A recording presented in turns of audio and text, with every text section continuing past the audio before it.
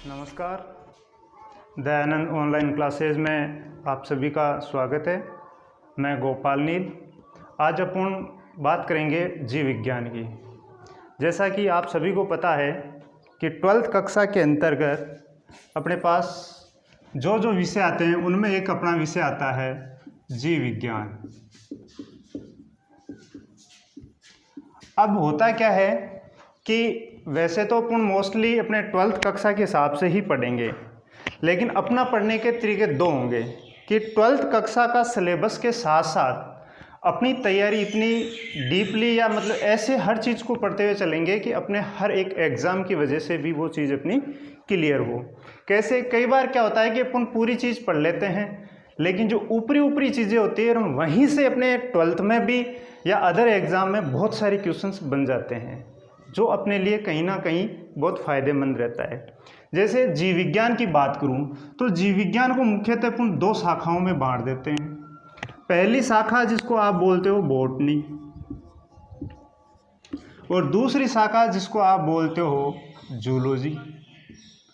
बोला सर ये तो हमारे को भी पता है। बिल्कुल सही बात है, आपको भी पता है, लेकिन यहाँ से 3 क्वेश्चन बन जाते हैं जो कई बार क्या होता है कि 12th एग्ज़ाम में भी आ जाता है या अदर कंपटीशन में बहुत ज़्यादा आता है। बोला सर वो क्या क्वेश्चन है? पहला क्वेश्चन तो यहीं से बन जाता है कि जीव विज्ञान का जनक किसे कहते हैं।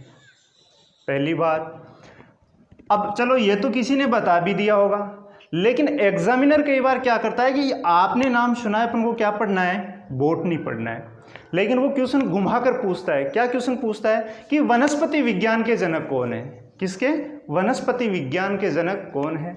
या फिर वो आपसे पूछेगा जंतु विज्ञान के जनक कौन है। जैसे जीव विज्ञान के जनक हैं आपके अरस्तु, तो वनस्पति विज्ञान के जनक है थियोफ्रस्टस, और बात करें आपकी जूलॉजी यानी जंतु विज्ञान, इसके भी जनक कौन है? अरस्तु। तो 3 क्वेश्चन यहीं से आपके पास निकल कर आ गए। तो ये तो थी एक बेसिक सी बात। अब अपन बात करें कि 12th में क्या चीज़ है, कक्षा 12 में इनमें से क्या क्या चीज़ है सर। अब अपन को क्या करना है कि कक्षा 12 के अंतर्गत अपन जूलॉजी और बॉटनी को एक ही किताब के तहत पढ़ना पड़ता है। वैसे आगे जाके जूलॉजी और बॉटनी अपने आप में एक अलग अलग विषय बन जाते हैं, लेकिन कक्षा 12 तक अपने पास ये दोनों एक ही है। तो कक्षा 12 की मैं बात करूं तो इन दोनों विषयों के अंतर्गत टोटल अपने पास दे रखे हैं 10 यूनिट। बोला सर ये यूनिट क्या चीज़ होती है? यूनिट का मतलब होता है कि पूरे सब्जेक्ट को आप जैसे एक मिनट उदाहरण समझो आप कि अपने स्कूल के अंदर 2000 बच्चे हैं। अगर 2000 बच्चों को आप एक साथ देखना चाहिए, एक साथ से पूछना चाहिए कि ये बच्चे किस किस क्लास के हैं, क्या क्या नाम है, हो सकता है क्या? बोला नहीं हो सकता। तो इसके लिए क्या कर दिया, अपन ने कक्षाओं में बांट दिया, कक्षा 1, कक्षा 2, कक्षा 3। अब अगर आप 10वीं कक्षा में एक बच्चे से जाके पूछोगे कि आप कौन सी कक्षा में हो, तो वो कहेगा 10th क्लास में। तो उस 10th क्लास से पता चल गया कि सारी कक्षा के बच्चे कौन से हैं? 10th क्लास के बच्चे। तो ऐसे ही इस पूरे सब्जेक्ट को यानी कि इस पूरे जीव विज्ञान को उन्होंने 10 यूनिट में बांटा है। कितनी यूनिट में बांटा है? 10। उनमें से 5 यूनिट तो है इसकी और 5 यूनिट है इसकी। दोनों की कितनी यूनिट हो गई? 10 यूनिट हो गई। अब मैं बात करूं एक एक की कि किस किस मतलब बॉटनी में कौन कौन सी यूनिट है, जूलॉजी में कौन कौन सी यूनिट है, कैसे पढ़ा जाता है, क्या पढ़ा जाता है। कि सबसे बड़ी बात है, इसको तो आपने समझ लिया बॉटनी यानी वनस्पति। वनस्पति से मतलब हो गए पेड़ पौधे, और ये हो गया जंतु विज्ञान यानी जूलॉजी, यानी कि इसके अंतर्गत मानव वगैरह सभी का अध्ययन किया जाता है। अब इसकी बात करें अपन किसकी, सबसे पहले बात करेंगे बॉटनी की कि बॉटनी की कौन कौन सी यूनिट्स है। जैसे सबसे पहले इसकी जो यूनिट है वो है पादपों में जनन। कौन सी यूनिट है? पादपों में जनन। बोला सर ये जनन क्या होता है? सबसे बड़ी बात है, बहुत अच्छी बात है। बहुत बार क्वेश्चन पूछा भी गया है और आपसे 2 नंबर का क्वेश्चन पूछा जा सकता है। जनन क्या होता है? जनन एक वह प्रक्रिया है जिसके द्वारा पेड़ पौधे या जीव जंतु अपनी संतति को बनाए रखने के लिए क्या करते हैं? जनन करते हैं। पहली यूनिट में सारी, अब जनन किस विधियों के द्वारा होता है, जनन के क्या क्या प्रोसेस हैं, ये पूरा का पूरा एक यूनिट दे रखा है अपने पहली यूनिट। दूसरी यूनिट क्या कहता है अपने, पादप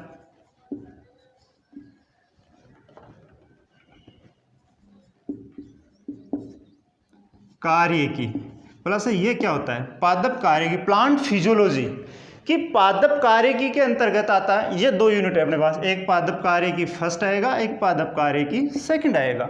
जो पादप कार्यकी फर्स्ट आएगा उसके अंतर्गत बताऊं आपको क्या क्या दे रखा है कि पादपों के साथ जल का संबंध कैसा है, पादप शोषण कैसे करते हैं, पादप भूमि से जल अवशोषण कैसे करते हैं, कौन सा भाग पादपों का होता है जो भूमि के अंदर जाता है, जैसे रूट केप है, मूल गोप है, या फिर भूमि होती है तो उस भूमि में से कौन सा जल अवशोषण करता है, फिर वो तने के द्वारा ऊपर तक पत्तियों तक। जैसे एक बात का आप सपोज करो, ये वाला एक पोर्शन देता हूँ मैं आपको इसको समझने के लिए,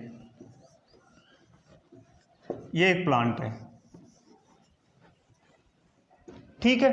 अब इस प्लांट के अंदर पादप कार्यकी का क्या महत्व है, ये क्या भाग है, भूमि है, क्या है, भूमि है, और ये क्या है, इसमें रूट है, क्या है, जड़ है, ठीक है। ये वाला पोर्शन कौन सा है, तना है, और ये वाला पोर्शन कौन सा है, पत्तियां हैं,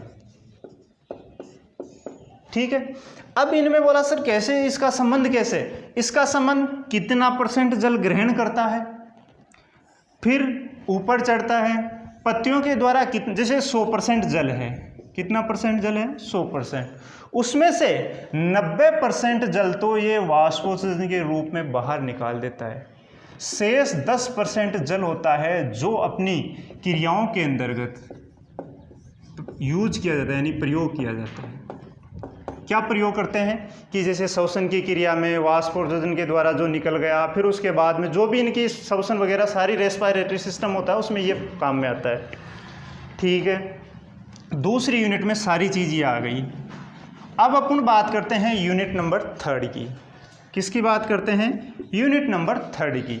जो 3rd यूनिट है उसमें भी है पादपों का कार्य की, सेकंड, पादप कार्य की सेकंड। बोला सर इसमें क्या है, तो इसमें आपने जो सुना होगा कि पादपों को कैसे फंक्शन होता है, जैसे श्वसन तंत्र एक अलग से दे दिया, नाइट्रोजन स्थिरीकरण एक अलग से दे दिया, कार्बन डाइऑक्साइड का जो चक्कर होता है, वो सारे जो साइकिलें हैं वो साइकिलें सारी की सारी तीसरी यूनिट के अंतर्गत इसमें दी गई है। बोला सर इसकी चौथी यूनिट क्या है, तो चौथी यूनिट की अपन बात करें जैव प्रौद्योगिकी, क्या है, जैव प्रौद्योगिकी। बोला सर ये क्या शब्द आ गया, जैव प्रौद्योगिकी। जैव प्रौद्योगिकी का मतलब है आज के टाइम में जितने भी आपने सुना होगा नई, अब अभी बाजरे की बुआई कर रहे हो, क्या कर रहे हो, बाजरे की, मूंग की, तो आप बाजार में जाके क्या कहते हो, बढ़िया क्वालिटी का बाजरा दो। यानी कि जो जीनों का हेर फेर किया जाता है, यानी कि जिन जीनों के द्वारा मतलब क्वालिटी बढ़ाई जाती है, उत्पादन बढ़ाया जाता है, और उन प्रक्रियाओं में जो प्रोसेस होती है पूरी की, जैसे जीन एकत्रित किया, फिर उसके बाद में मतलब ये पूरी प्रोसेस, एक सीड तैयार करने में अपन को 2 से 4 साल का समय लगता है, तब जाके एक चीज़ आती है। इसके अंतर्गत पूरी आपको क्या पढ़नी है, जैव प्रौद्योगिकी पढ़नी है। बोला इसकी 5वीं यूनिट क्या है, आर्थिक वनस्पति विज्ञान।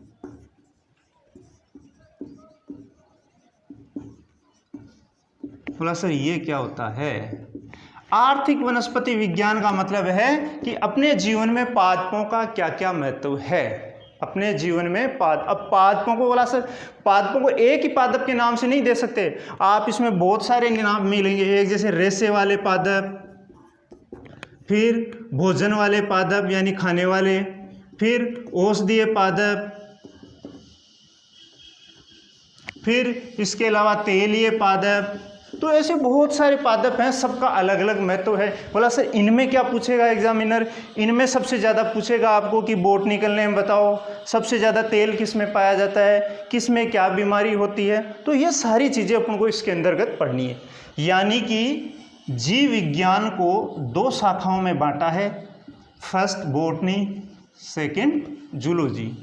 बॉटनी को पूरी को आपने कितनी यूनिट्स में बांट रखा है, 5, पहली यूनिट पादपों में जनन, दूसरी यूनिट पादप कार्य की, तीसरी यूनिट पादप कार्य की सेकंड, फोर्थ यूनिट जैव प्रौद्योगिकी, फिफ्थ यूनिट आर्थिक वनस्पति विज्ञान। यानी कि इन 5 यूनिट के तहत अपन को पूरी बॉटनी का अध्ययन करना है कक्षा 12th में। ठीक है। अब बोला सर जूलॉजी क्या होती है। अब जूलॉजी की बात करें तो जूलॉजी को भी मोस्टली कितनी यूनिट में बांट रखा है इन्होंने, 5 यूनिट में बांट रखा है। कितनी यूनिट में बांट रखा है, 5 यूनिट में बांट रखा है। बोला सर इसकी कौन कौन सी यूनिट है, वही इसकी भी इसकी जैसे 5 यूनिट दे रखा है कि पहली जो यूनिट है वो है मानव कार्य की, ह्यूमन फिजियोलॉजी। बोला सर इसमें क्या होता है, जो मानव कार्य के अंदर है, जैसे अपना शरीर है, तो अब इसमें समझने के लिए सबसे बड़ी बात है कि जैसे अपन एक बात करें कि सजीवों की सबसे छोटी इकाई क्या है, कोशिका है। क्या है, कोशिका। अगर कोशिकाओं का समूह मिल जाए, बहुत सारी कोशिकाएं मिल जाए, तो किसका निर्माण करेगी। बोला सर उत्तकों का निर्माण होगा। अगर उत्तकों का समूह मिल जाए तो किसका निर्माण होगा। बोला सर अंग बनेंगे, और अंग मिलकर क्या बनाएंगे। बोला सर अंग तंत्र बनाएंगे। बोला अंग तंत्र मिलकर क्या बनाएंगे, फिर अंग तंत्र से पूरा शरीर बनेगा। तो ऐसे ही इसके अंतर्गत मानव कार्य की है। इस मानव कार्य की के फर्स्ट के अंतर्गत अपने शरीर में जो स्किन है, इसके कौन कौन से पोर्शन है, जैसे एपिडर्मिस है, एंडोडर्मिस है, फिर मुख है, जीभ है, गुर्दा है, ये चीज़ें इसके अंतर्गत आएगी। जो बाह्य आवरण है अपनी बॉडी का, वो सारा का सारा किस में आएगा, मानव कार्य की फर्स्ट में आएगा। सेकंड जो इसकी यूनिट है वो है मानव कार्य की सेकंड। बोला सर इसमें क्या होता है। भाई इसमें तो अपन कह दिया अपने शरीर की बाह्य संरचनाओं का अध्ययन। भाई अपन देख सकते हैं अपने मुख है, त्वचा है, त्वचा पर हेयर्स पाए जाते हैं, स्ट्रोमा पाए जाते हैं, ये चीज़ है, सारी चीज़ें आप जो जिनको आप देख सकते हो वो सारी किस में आ जाएगी, मानव कार्य की फर्स्ट में। अब मानव कार्य की सेकंड में क्या आएगा, जैसे अपना श्वसन तंत्र है, रक्त परिसंचरण तंत्र है, नर्वस सिस्टम तंत्र, मतलब जितने भी तंत्र अंदरूनी चीज़ें हैं जिनको अपन देख नहीं सकते, जैसे अपना लीवर है, ये सारे फंक्शन आएंगे वो किस में आएंगे, मानव कार्य की सेकंड में आएंगे। फिर तीसरा जो इसका यूनिट का वो है, तीसरी यूनिट है वो है मानव भ्रूणिकी, एम्ब्रियोलॉजी, मानव भ्रूणिकी। यानी कि जो अपना जो जनन संबंधित है, भ्रूण यानी कि जो भ्रूणिकी का मतलब हो गया कि जो अपने कैसे जनन होता है, गैस्ट्रुल अवस्था क्या होती है, ब्लास्टुल अवस्था क्या होती है, मोरुल अवस्था क्या होती है, जनन के सारा का सारा इसके अंतर्गत आता है ये मानव भ्रूणिकी के अंदर। इसकी जो चौथी यूनिट है वो है आनुवांशिकी, आनुवांशिकी। बोला सर ये क्या होती है, आप बचपन से पढ़ते आ रहे हो, ये मेंडल का नियम, मटर पे किया था, पाइसम से टाइवम नाम था, कौन कौन से नियम दिए थे, एकल संकर्षणकरण का नियम था, द्विव संकर्षणकरण का नियम था, लिंकेज क्या होता है, सहलगनता क्या होती है, फिर कहते हैं घातक जीन कौन से हैं, क्रॉसिंग ओवर क्या होता है। तो जितने भी आनुवांशिकी से संबंधित अध्ययन है वो सारा किस में करेंगे, अपन आनुवांशिकी के अंदर करेंगे। फिर जो पांचवी इसकी यूनिट है वो है मानव स्वास्थ्य। बोला सर इसमें क्या है, मानव स्वास्थ्य के अंतर्गत आता है कि मानव में कौन कौन से डिजीज किस किस कारण होता है, जो मानव कल्याण या मानव स्वास्थ्य में कौन सी बीमारी की क्या जांच है। तो इन संबंधित जो भी उपकरण हैं वो सारे के सारे इंस्ट्रूमेंट या बीमारियां सारी अपन किस में पढ़ेंगे, मानव स्वास्थ्य के अंतर्गत है। ये तो था अपना मोस्टली एक कहते हैं। बोला सर ये क्यों बताया आपने, ऐसे भी तो आप डायरेक्ट टॉपिक, अगर मैं आपको डायरेक्ट टॉपिक स्टार्ट करूँ पादपों में जनन, तो सर ये क्या होता है, इसीलिए जैसे आपको बता दिया कि यहाँ से आपको जाना है अजमेर। देखो इसको बताने के लिए समझ रहा हूँ। अब आपके दिमाग में पता है कि मेरे को कहाँ जाना है, अजमेर जाना है, तो आपको पता है कि मेरे को ऐसे ऐसे इधर से पुष्कर होते हुए भाई अजमेर जा सकता हूँ मैं, तो ये आपके दिमाग में था। ऐसे ही अब आपसे पूछे कि 12th बायोलॉजी में क्या क्या है भाई आपके सिलेबस में, बोला बायोलॉजी के अंतर्गत 2 चीज़ पढ़नी है, बॉटनी और जूलॉजी, दोनों को 10 यूनिट है, 5 यूनिट बॉटनी की है, 5 जूलॉजी की है। पहली यूनिट है वो पादपों में जनन है, दूसरी है कार्य की है, तीसरी है पादप कार्य की, चौथी जैव प्रौद्योगिकी, 5वीं आर्थिक वनस्पति विज्ञान और छठी है मतलब जो 5 यूनिट है सॉरी इसमें है वही 5 यूनिट जूलॉजी में है, मानव कार्य की सेकेंड, मानव भ्रूणिकी, आनुवांशिकी की और मानव स्वास्थ्य। तो और ऐसे ही अगर आपसे मैं डायरेक्ट हूँ दिल्ली जाना तो आपको क्या पता दिल्ली कहाँ है। तो ठीक उसी प्रकार मैंने ये सारी चीज़ें आपको पहले इसलिए बताई है। लेकिन आप ध्यान रखना कि जब भी वनस्पति विज्ञान पढ़ोगे, क्या पढ़ोगे, अब अपन बात करते हैं एक टॉपिक विशेष को लेकर। किसको लेकर? टॉपिक विशेष को। देखो आप हर एक चीज़ को बोला सर मर्द फिर भी समझ में नहीं आता, इतना बताने के बाद भी बोला सर हमारे समझ में नहीं आता। तो भैया इसके लिए अपन को 2 काम करने हैं। आपको रेगुलर एक चीज़ का डिफरेंट अध्ययन करना है। बोला सर पढ़े कैसे, हमारे तो समझ में आना चाहिए। देखो पहले मैं ये वनस्पति विज्ञान की जो पादपों में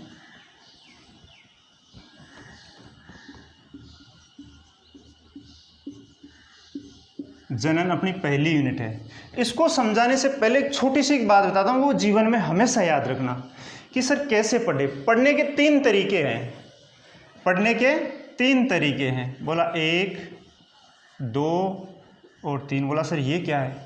जो पहला तरीका है इसको बोलते हैं चिंतन स्तर। कौन सा तरीका है? चिंतन स्तर। बोला सर ये क्या है? आपने सुना होगा कक्षा 1 से 8 तक, कक्षा 1 से 8 तक आप क्लासों में जाते हो, सॉरी इसको स्मृति स्तर बोलते हैं, चिंतन नहीं स्मृति, चिंतन दूसरा है। स्मृति स्तर, स्मृति स्तर में क्या होता है? बोला सर आपको बार बार रटाया जाता है। जैसे कक्षा 1 से 5वीं तक अपन क्लास में बैठते हैं, बोलते हैं पहाड़े बोलो, एक लड़का खड़ा हो जाता है, बार बार उसको रिपीटेशन करते हैं, तो वो क्या होता है?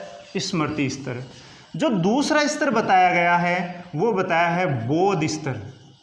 कौन सा स्तर? बोध स्तर। बोला सर ये क्या होता है? ये होता है कक्षा 8 से लेके 12 तक के लिए अपन को इस स्तर का ध्यान रखते हुए पढ़ना। बोला इसमें क्या होता है? इसमें अपन को छोटी छोटी चीज़ों का अध्ययन करते हुए अपने दिमाग को विकसित, जैसे आपसे विज्ञान में प्रैक्टिकल करवाएंगे। क्यों करवाते हैं प्रैक्टिकल? क्योंकि किसी भी चीज़ को करके, एक तो मैं कहूँ कि माइक्रोस्कोपी क्या होती है, कैसी होती है, और एक आपके सामने मैं माइक्रोस्कोपी रख दूं। अभी जैसे दूसरा उदाहरण दूंगा कि पादपों में तने के रूपांतरित भाग है या तने के द्वारा किन पादपों में जनन होता है, नहीं पता चलेगा। और मैं आपको अगर आपके सामने एक उगा हुआ आलू ला के रख दूँ, बोला ये क्या है? बोला सर ये तो उगा हुआ आलू है। तो यही तो पूछना चाह रहा हूँ, और बात क्या? तो ये चीज़ें हैं। तो दूसरा स्तर है बोध स्तर। इस बोध स्तर के आधार पर अपन को अध्ययन करना है। अब अपना टॉपिक है पादपों में जनन। बोला सर ये क्या होता है, कैसे होता है, कितनी विधियों के द्वारा होता है, कुछ समझ में नहीं आ रहा।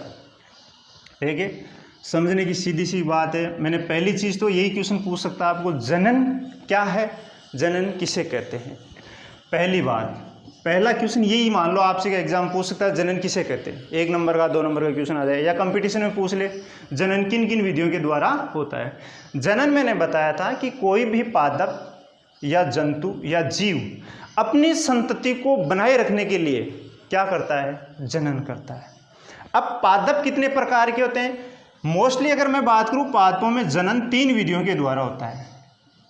कितनी विधियों के द्वारा होता है? 3 विधियों के द्वारा। पहली है कायिक विधि, दूसरी है लैंगिक विधि। इनको बोलते हैं वेजिटेटिव रिप्रोडक्शन, सेक्सुअल रिप्रोडक्शन, अलैंगिक विधि, एसेक्सुअल रिप्रोडक्शन। 3 प्रकार से जनन होता है। कितने प्रकार से जनन होता है? 3 प्रकार से। तो बोला सर सभी पादपों में 3 ही प्रकार से होते हैं कि? नहीं, पादप एक प्रकार के नहीं होते हैं, पादपों के बहुत सारे प्रकार हैं। कौन कौन से? जैसे एक आते हैं, आपने नाम सुना होगा शैवाल, फिर ब्रायोफाइटा, फिर टेरिडोफाइटा, फिर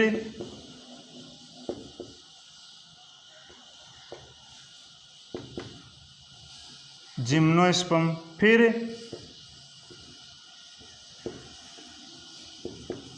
एंजियोस्पर्म, फिर ये मुख्य प्लांट के भाग होते हैं। अब इनमें से क्या होता है कि कुछ पादप तो ऐसे होते हैं कि उनमें कायक का मतलब क्या होता है कि कुछ पादप ऐसे होते हैं कि उनके मतलब किसी भी भाग के द्वारा, जैसे जनन के लिए क्या चीज़ होना चाहिए, बीज। जरूरी नहीं कि कई पादप ऐसे हैं जिनमें बीज ही नहीं बनता, तो फिर जनन कैसे होगा। तो पादप के किसी भी भाग द्वारा, क्या पादप के किसी भी भाग द्वारा जो जनन किया जाता है उस जनन को क्या कहते हैं, कायिक जनन। बोला सर कैसे, जैसे एग्जाम्पल बता दूं मैं आपको। जैसे अपन बात करें कायिक जनन की, सबसे पहले बता देता हूं आपको तना द्वारा। बोला सर ये कैसे होता है, तने द्वारा। मेरा कहने का मतलब क्या, अपन क्या पढ़ रहे हैं, कायिक जनन। कायिक जनन किसे कहते हैं कि पादप का वह भाग जो किसी भी जड़, तना, पत्ती द्वारा, जिसके भी द्वारा, यानी कि जिसमें फल फूल बीज नहीं बने हो, और पादप के अन्य किसी भाग के द्वारा जो जनन होता है उस जनन को क्या कहते हैं, कायिक जनन। अब बोला सर तना द्वारा जनन कैसे होता है, जैसे इसका उदाहरण देख लो आप, आलू। बोला आलू में कैसे, आलू आपने कभी देखा होगा, अभी देख लेना चाहिए। जैसे ये आलू है अपने पास, आप देखते हो कभी कभी आलू को जब काटते हो तो उसके अंदर आपको ब्लैक ब्लैक सी आंखें नुमा रचनाएं दिखाई देती है, उनको काट के चोबा भी जाता है। लेकिन कई बार आप देखते हो कि आलू के ऊपर छोटा छोटा हरा हरा सी उग जाता है, वो उसको कहते हैं ना मतलब आलू उग गया। वो क्या हो रहा है उसमें, जनन। मतलब उग के नए चीज का बनना है तो क्या करना है, जनन कहलाना है। जनन क्या कहलाता है भाई, उगकर कोई चीज नहीं बन जाए तो उसी को तो क्या कहेंगे, जनन कहेंगे। तो जैसे तना द्वारा जनन किस में हो गया, आलू में हो गया, पहली बात। दूसरा किसके द्वारा होगा, बोला सर दूसरी अगर अपन बात करें जड़ द्वारा, जड़ द्वारा जनन। बोला सर ये कैसे, जैसे आपने कभी शकरकंद देखा होगा जिसके सरकंद बोलते हैं। अब सरकंद में क्या होता है कि ऐसे जड़ें होती है और इन जड़ों के बीच बीच में छोटे छोटे उगाती है ये, मतलब टांकुर निकल आते हैं और उनको निकल काट कर फिर अगर आप बो देते हो तो नई सरकंद तैयार हो जाती है। तो ये कौन सा जनन हो गया, जड़ों द्वारा जनन हो गया। किसके द्वारा जनन हो गया, जड़ों द्वारा जनन हो गया। अब ये किस में होता है, शकरकंद में होता है। जैसे तीसरी बात बताओ सर, तीसरी अगर अपन बात करें तो तीसरी बात होती है पत्तियों द्वारा। बोला सर ये किस में होता है, कई बार आपने देखा होगा जैसे ये लीफ है,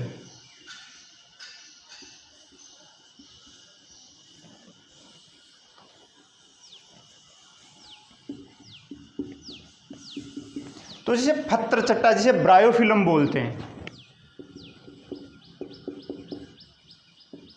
पत्र चट्टा या ब्रायोफिल्म, इसमें क्या होता है कि ये पत्तियां यहां से उग जाती हैं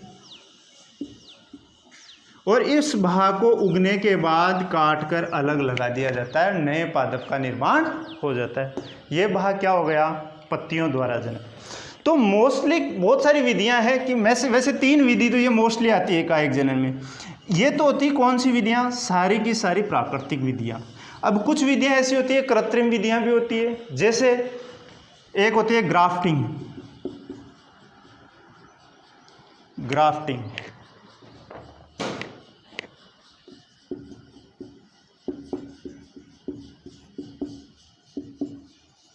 बोला सर ये क्या विधि होती है, ग्राफ्टिंग विधि में आपने सुना होगा कि जो गुलाब आता है, गुलाब का पौधा तैयार किया, किसे बोला, ग्राफ्टिंग विधि द्वारा तैयार किया गया। ये क्या होती है, ग्राफ्टिंग विधि के अंदर क्या होता है कि जैसे ये कोई पेड़ है,